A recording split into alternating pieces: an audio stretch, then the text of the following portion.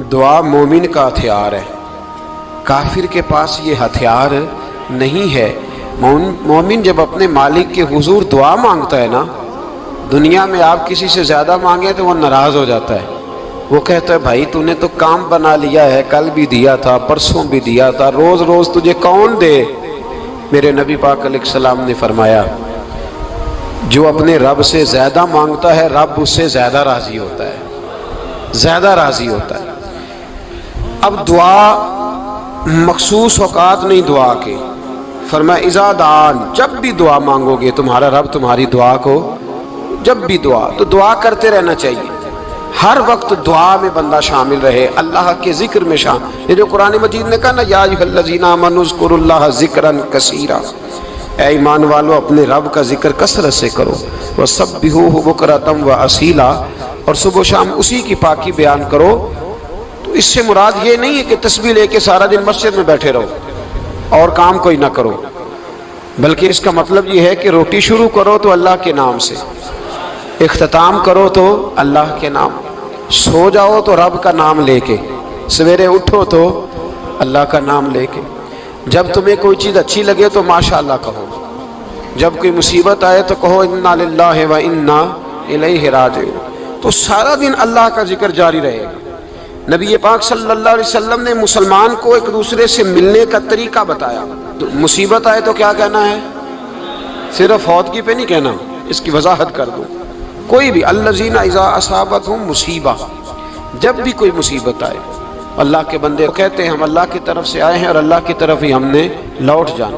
تو میرے عزیز ہر وقت اللہ کا ذکر جاری رہے گا، ہر وقت زبان پہ رب کریم کا۔ دیکھیں نا نبی پاک علیہ السلام نے ہمیں ملاقات کا طریقہ بتایا۔ ایک صحابی آئے تو انہوں نے آ کے کہا السلام علیکم، نبی پاک علیہ السلام نے فرمایا رب تعالیٰ نے اسے 10 نیکیاں عطا فرمائی ہیں۔ دوسرے آئے تو انہوں نے کہا السلام علیکم ورحمۃ اللہ، تو محبوب فرمانے لگے، امام بہقی نے اس کو لکھا ہے، محبوب فرمانے لگے رب کریم نے اسے 20 نیکیاں عطا فرمائی۔ ایک اور آئے، عرض کیا السلام علیکم ورحمۃ اللہ وبرکاتہ، محبوب فرمانے لگے اللہ نے اسے 30 نیکیاں عطا فرمائی۔ اچھا اس کا مطلب کیا ہے؟ السلام علیکم، تم پر سلامتی ہو، سادہ ترجمہ یہ ہے کہ تم سلامت رہو، تم سلامت رہو، ورحمۃ اللہ وبرکاتہ، تم پر اللہ کی رحمت بھی ہو اور اس کی برکتیں بھی ہو۔ وہ کیا کہتا ہے؟ وہ کہتا ہے وعلیکم السلام، تم پر بھی سلامتی ہو، ورحمۃ اللہ وبرکاتہ، اللہ کی رحمت ہو اور اس کی۔ یہ جو مسنون دعائیں ہیں نا، جو حضور نے ہمیں دعائیں سکھائی ہر موقع پہ، ان کا کمال دیکھیے۔ اب ایک مسلمان نے آتے کہا السلام علیکم، اس کا مطلب کیا ہے؟ تم پر۔ اب وہ جھگڑا کرے گا، اسے مارے گا، اس کا مال چھینے گا؟ اس نے تو آتے ہی کہا ہے تم پر سلامتی ہو۔ تو جو سلامتی کی دعا دینے والے ہیں وہ جیب تھوڑی کاٹیں گے، وہ غبن تھوڑی کریں گے، ڈاکہ تھوڑا ڈالیں گے۔ اسلام نے لفظ ہی وہ سکھایا ہے کہ فرمایا جب تم نے ملنا ہے تو تم نے دعائیں کرنی ہیں ایک دوسرے کے لیے۔ اب ہمارے ہاں نئے نئے لفظ آ گئے، ٹیلی فون اٹھایا تو کہا ہیلو، اس کا کیا ترجمہ ہے؟ کون ہے، اس کا کیا ترجمہ ہے؟ جی جناب، اس کا کیا مطلب؟ ہم نے دیکھا بڑے بڑے سمجھدار لوگ السلام علیکم کی بجائے کہتے ہیں کیا حال ہے۔ بھائی کیا عجیب بات ہے، بھائی کیا حال ہے کا کیا مطلب ہوا؟ وہ بعد میں کرنے کی بات ہے۔ اور کچھ تھوڑا سا جو ادیب ہیں، جو بیچارے حروف کے پیچ و تاب میں رہتے ہیں، وہ کہتے ہیں آداب عرض ہے۔ وہ کیا ہوتا ہے جی؟ اسلام نے دعا سکھائی ہے السلام علیکم، یہ کتنی خوبصورت دعا ہے۔ جب آپ گھر کے اندر داخل ہوئے تو آپ نے دعا دی السلام علیکم، یہ دعا دی آپ۔ ایک صحابی حاضر خدمت ہوئے، عرض کی یا رسول اللہ صلی اللہ علیہ وسلم میرے گھر میں غربت رہتی ہے، کیا کروں؟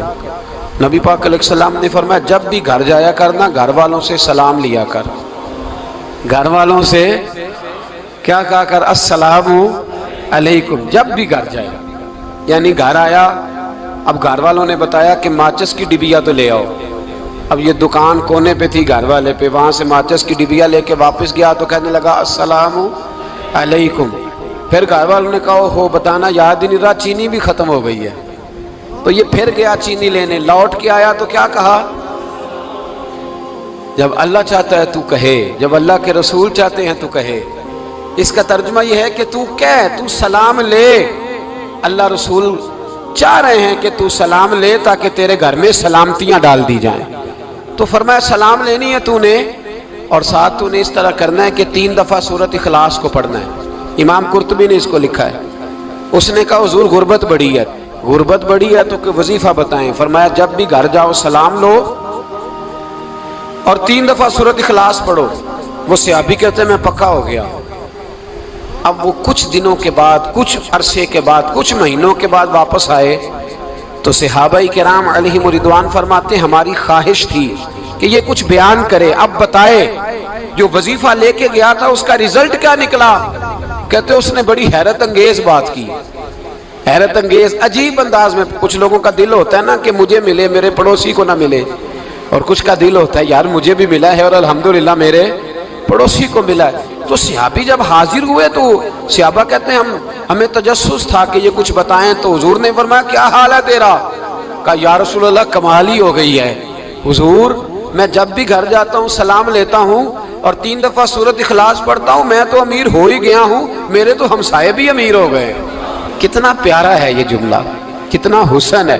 اتنا اچھا لفظ کسی اور کے پاس ہے ہی نہیں جو الفاظ ہمیں ہمارے رسول نے عطا فرمایا. اس کو اپنائیے، اس کو اپنائیے. یہ الگ بات ہے کہ لوگ مطلب کے لیے سلوٹ کر لیتے ہیں بڑا سارا، لیکن مطلب کے لیے نہیں. جس کو جانے اس سے بھی سلام لیں، جس مسلمان کو نہیں جانتے اس سے بھی. تو نبی پاک نے ہمیں مسنون دعائیں سکھائیں. رات کو جب سونے لگیں اللہ کے رسول صلی اللہ علیہ وسلم نے ہمیں دعا سکھائی. حضور نے فرمایا جب سونے لگو تو مسلم شریف میں فرمایا تم نے یہ دعا پڑھنی اللہم باسمک اموت و احیا. تم نے کہنا اے اللہ میں تیرے نام پر مرتا ہوں اور تیرے نام پر جیتا ہوں. نبی پاک صلی اللہ علیہ وسلم نے ایک حدیث میں فرمایا کہ یہ جو نیند ہے نا یہ موت کی چھوٹی بہن ہے، یہ موت کا ایک حصہ ہے. جس طرح انسان سو جائے تو کوئی خبر نہیں ہوتی کیا ہو رہا ہے، بالکل وہ اٹھا ہے تو اس نے کہا ہو یہ کیا ہوا. سو جاتا ہے نا آدمی اسے خبر نہیں ہوتی، اوہو میں نے تو 11 بجے اٹھنا تھا یہ تو 3 بج گئے. اب اسے خبر نہ رہی. سوتے ہوئے لوگ چوری کر لیتے ہیں، بلکہ اس طرح بھی ہوتا ہے کہ آدمی نے گکھڑ اترنا تھا، وہ پنڈی سے آ رہا تھا لیکن وہ سویا ہوا تھا. آنکھ تب کھلی جب کاموں کی آ گیا تھا. اب اس کا اس پر زور تو فرمایا کیا پتا اب تو کھل گئی کاموں کی، جا کے لاہور جا کے کسی جگہ پہنچ کے تو یہ بھی ممکن ہے کہ کھلے ہی نہ، نیند ہی موت کا سبب بن جائے. تو تو کہہ کے سو کہ یا اللہ تیرے نام پہ سو رہا ہوں. اللہ کس نام پہ سو رہا ہوں یار؟ اگر ہم ان دعاؤں کا حسن سمجھے مت اللہم باسمک اموت و احیا، یا اللہ میں تیرے نام پہ سوتا ہوں اور تیرے نام پر اٹھتا ہوں. گویا کہہ رہا یا اللہ میری نیند بھی تیرے فضل سے ہی ہے، اور اگر آنکھ کھل جائے تو وہ بھی تیرے فضل سے ہی ہے. کتنا اعلیٰ نبی پاک علیہ السلام نے انداز سکھایا. اور پھر بخاری شریف میں حدیث موجود ہے، فرمایا جب اٹھو تو کہو الحمدللہ الذی احیانا بعد ما اماتنا والیہ النشور. فرمایا جب تم سو کے اٹھو تو پھر کہو اے اللہ ساری تعریفیں تیرے لیے، تمام تعریفیں جس نے ہمیں موت کے بعد حیات دی. موت کے بعد فرمایا احیانا بعد ما اماتنا، ہمیں مرنے کے بعد گویا اللہ کا شکر ادا کر کے آنکھ کھل گئی. دیکھیں کس طرح اسلام مسلمان کو اللہ کے ساتھ جوڑتا ہے. فرمایا شکر کر، آنکھ کھل گئی. کہ یا اللہ تیرا شکر ہے تو نے موت کے بعد ہمیں دوبارہ حیات عطا فرمائی، یہ شکر ادا کرو. گویا تم یہ نہ کہنا کہ میں اٹھ گیا ہوں تو میرا کمال ہے، یہ نہ سمجھنا میں اٹھ گیا ہوں تو میں بڑا پابند ہوں، جب میں ارادہ کر لوں کہ میں نے 11 بجے اٹھنا ہے تو پھر میں اٹھ جاتا ہوں. یہ نہ کہنا کہ یہ الارم بڑا اچھا ہے، یہ مجھے اٹھا لیتا ہے. ذہن کے اندر خیال کر کہ نیند تو موت کی طرح تھی، یہ جو میں اٹھ گیا ہوں تو اپنے رب کے فضل سے اٹھا ہوں. جو میں اٹھ گیا ہوں، جو ابھی وٹھے ہیں وہ تو بول دینا کم از کم کہ میں اپنے رب کے فضل سے اٹھ گیا. تو دعا سکھائی. پھر دیکھیے نبی پاک صلی اللہ علیہ وسلم نے فرمایا جب تم بیت الخلاء میں جاتے ہو نا، واش روم میں جاتے ہو تو گندی چیزیں ہوتی ہیں وہاں، شیطان ہوتے ہیں، جنات ہوتے ہیں، یہ گندگی پہ ہوتے ہیں. جب تم واش روم جاؤ، بیت الخلاء جائے، تب بھی دعا مانگو. کیا دعا مانگو؟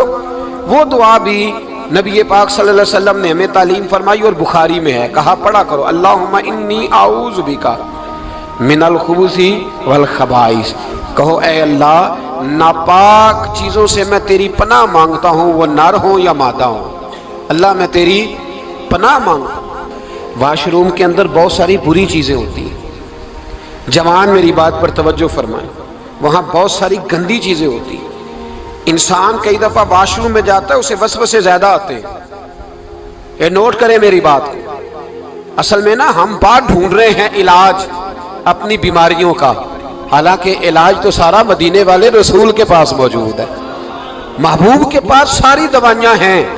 تو نبی پاک علیہ السلام دیکھیں نا، انسان واش روم میں جاتا ہے اسے وسوسے آتے ہیں، برے خیالات آتے ہیں، وہ گناہ کی طرف کئی دفعہ مائل ہوتا ہے، تو کہا تو دعا پڑھ کے جا اللہم انی اعوذ بک، یا اللہ میں تیری پناہ مانگتا ہوں من الخبث والخبائث، ہر خبیث اور بری چیز سے میں تیری پناہ مانگتا ہوں، وہ نر ہو یا یار کتنا عظیم دین ہے، کتنا عظیم میرے مصطفیٰ کریم کا وہ والا دین ہے۔ اصل میں اللہ کرے بی اے پاس بچے کو بیت الخلاء کی دعا بھی یاد ہو جائے، ایسے یاد ہو جائے، اور اس کے ماں باپ سمجھ لیں کہ جوان ہو گیا ہے، تو اب ہو سکتا ہے اس کی طرف شیطان حملہ زیادہ کرے، اسے خراب کرنے کی کوشش کرے، تو لہٰذا اسے دعا سکھائی جائے تاکہ اس کو پہلے سے پتا ہو کہ میں نے اس بے ایمان سے بچنا کس طرح سے۔ اب آپ دیکھیے نبی پاک علیہ السلام نے ہمیں دعا سکھائی، مصنف ابن ابی شیبہ میں، کون سی دعا؟ واش روم سے نکلنے کی۔ اللہ اکبر، بڑی زبردست دعا ہے، بڑی زبردست۔ آپ یقین کریں اس ایک ایک دعا پر ایک ایک پورا بیان ہو سکتا ہے، ایک ایک۔ یہ اس لیے نہیں میں کہہ رہا کہ میں کوئی عالم فاضل آدمی ہوں، آپ کہیں گے کہ بتا رہے ہیں میں بڑا پڑھا لکھا ہوں، صرف یہ عرض کر رہا ہوں کہ اس کے فوائد پر، ثمرات پر جو اللہ تبارک و تعالی امت کو دیتا ہے، ان دعاؤں کی جو فضیلت حدیثوں میں آئی، اور پھر جو اس کے فوائد ہے، اور اس پر بات کروں تو ایک دعا تقاضا کرتی ہے کہ اس پر پورا ایک لیکچر ہونا چاہیے۔ دیکھیے آپ واش روم سے نکلے، دعا کیا ہے؟ دعا کے لفظ کے الحمدللہ الذی، ایک حدیث میں لفظ ہے غفرانک، غفرانک، اے اللہ میں تجھ سے بخشش چاہتا ہوں۔ اور جو مشہور اور معروف ہے مصنف ابن ابی شیبہ کی روایت، فرمایا الحمدللہ الذی اذھب عنی العذاب وعافانی، فرمایا اے اللہ تیرا شکر ہے، واش روم سے نکلا ہے تو کہہ رہا ہے یا اللہ تیرا شکر ہے، تو نے مجھ سے اذیت دور کی، وعافانی، اور تو نے مجھے عافیت عطا کر دی، اذیت دور کر دی اور عافیت۔ بولیے واش روم سے نکلا ہے تو کیا کہتا ہے؟ یا اللہ تیرا شکر ہے، تو نے مجھ سے اذیت دور کر دی اور مجھے عافیت۔ ڈاکٹر حکیم ہومیوپیتھک ایک چیز پر متفق کم ہوتے ہیں، پتہ ہے نا آپ کو، لیکن اس بات پر سب کا اتفاق ہے کہ اگر کسی کو قبض ہو جائے نا تو شاید 70 یا 72 بیماریاں لگ جاتی ہیں اس کو۔ اور جب آدمی کو قبض ہوتی ہے نا، پیٹ کے اندر فضلہ جم جاتا ہے، خارج نہیں ہوتا، اس کو اعصاب کی بیماری ہوتی ہے، اس کے ذہن پر اثر ہوتا ہے اس چیز کا۔ آپ یہ مت سمجھیں کہ کھانا کھانا ہی ایک کمال ہے، اللہ نے یہ بھی نعمت بنائی ہے کہ کھانا جب خارج ہوتا ہے تو وہ بھی اللہ کا بہت بڑا احسان ہے۔ تو فرمایا تو سمجھا ہی نہیں، اگر تجھے قبض ہو جاتی، تیرے پیٹ کے اندر وہ چیز جم جاتی، تیرے لیے کتنی تکلیف کا باعث تھی۔ ان لوگوں سے پوچھئے جو اس کے بیمار ہیں، اس کے مریض ہیں، وہ کتنی تکلیف میں رہتے ہیں، سر میں درد ہوتا ہے، سر چکراتے ہیں۔ ایک بہت بڑا روڈ ایکسیڈنٹ ہوا تو ڈرائیور سے لوگوں نے پوچھا کہ مسئلہ کیا ہے، تو کہنے لگا میں قبض کا مریض ہوں، تو میں کھانا کھا لیتا ہوں تو میرے ذہن پر وہ اس قدر زیادہ گیس کا غلبہ ہوتا ہے کہ میں سخت تکلیف میں ہوں۔ نبی پاک علیہ السلام نے ہمیں سمجھایا اور بتایا کہ سمجھ لو یارو، کھانا کھانے کی نعمت تو اللہ نے تمہیں عطا فرمائی ہے، لیکن کھانا کھانے کے بعد اس کا اخراج بھی اللہ کی بہت بڑی نعمت ہے، تو اللہ کا شکر ادا کرو۔ پھر جب آپ گھر سے نکلیں گے تو بھی اس کی دعا ارشاد فرمائی، بسم اللہ توکلت علی اللہ، اللہ کے نام سے گھر سے نکلتا ہوں اور میں نے بھروسہ بھی اللہ کے نام پہ کیا۔ جب گھر سے نکلیں تو کس کے نام پہ بھروسہ کریں؟ بولیے حضرت رابعہ بصریہ رحمت اللہ علیہا آپ تشریف لے گئیں حج کرنے، جس دن واپس آئیں اپنا اونٹ کہہ گئی جاتی دفعہ، کہنے لگی اللہ میں تیرے حوالے کر کے جا رہی ہوں، اور بسم اللہ توکلت علی اللہ، بھروسہ بھی تیری ذات پہ ہے۔ جس دن واپس آئی نا اسی دن کسی نے بتایا کہ اماں آج ہی تیرا اونٹ مر گیا ہے، تو اونٹ کے سرانے کھڑی ہو کے کہنے لگی مولا میں تو تیرے نام پہ تیرے پہ بھروسہ کر کے گئی تھی، تیرے حوالے میں تو تیرے گھر گئی تھی۔ تو لوگ کہتے ہیں اماں کے منہ سے لفظ نکلے تو اونٹ زندہ ہو کے کھڑا ہو گیا، کھڑا ہو گیا اونٹ۔ تو اماں کہنے لگی نہیں تمہیں ہی غلطی لگی ہے، مرا ہی نہیں تھا، پہلے سے ہی موجود تھا، وہ اپنی کرامت بھی نہیں ظاہر ہونے دی۔ تو بھائی گھر سے نکلیں تو کس لفظ پر کہ یا اللہ میں تیرے بھروسے پہ نکل رہا ہوں، میں اس کے دو فائدے ہوں گے، ایک تو آپ اللہ کی امان میں جا رہے ہیں، اللہ کی امان میں آ رہے ہیں، اور دوسرا جس گھر کو آپ چھوڑ کے جا رہے ہیں اسے بھی اللہ کی امان میں دے کے جائیں۔ تو کتنا لذت والی دعا ہے جو نبی کریم علیہ السلام نے ہمیں سکھائی۔ اب ذرا حدیث سنیں خوش ہو کے، دیکھیں حضور نے دعا سکھائی، فرمایا جب دیکھ لو نا کسی کو ہنستا ہوا، کیا کرتا ہوا؟ ماشاءاللہ آپ تو ہنسنے لگے۔ جب کسی کو ہنستا ہوا دیکھو تو کہا کرو اضحک اللہ سنک، یہ دعا یہ بخاری ہے، فرمایا دعا مانگا کرو جب کسی مومن کو ہنستے ہوئے دیکھو تو دعا مانگو اضحک اللہ سنک، اللہ تجھے ہنستا ہی رکھے، اللہ تجھے بولیے جل نہ جایا کرو کہ میں پریشان ہوں تو یہ ہنس کیوں رہا ہے، جھلا نہ کرو، بلکہ کیا کہا کرو اللہ تجھے ہنستا رکھے، اللہ تجھے۔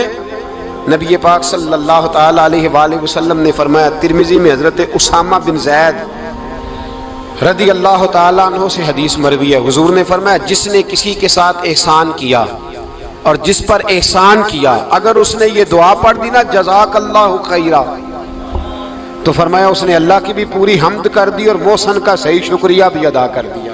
کیا کہنا ہے؟ جزاک اللہ، اللہ تجھے بہترین جزا عطا کرے۔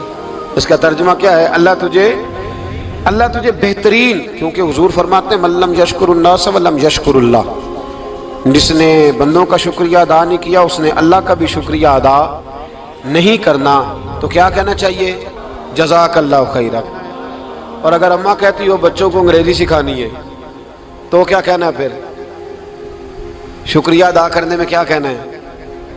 Thanks, thank you. وہ خدا کے اس کا ثواب کتنا ہے؟ بولے انگریزی ایک زبان ہے، اس کو زبان ہی رہنے دیں گے۔